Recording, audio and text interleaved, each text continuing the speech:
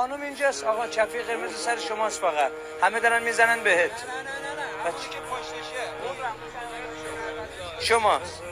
خلاص. بله بله.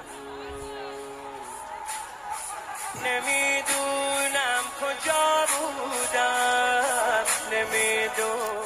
از اولش که اسما رو میخونه،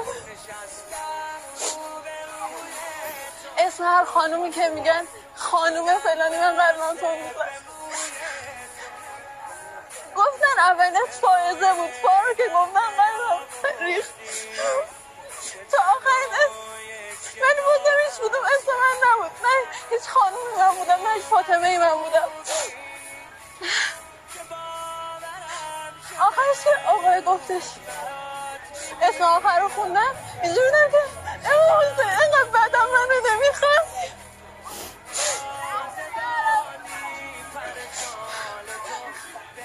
بعد که نمیدونم اصلا، نمیدونم اون لحظه واقعا چطوری من انتخاب کردم. فقط دیدم همه برگشتن دیدم میگم با تو هن.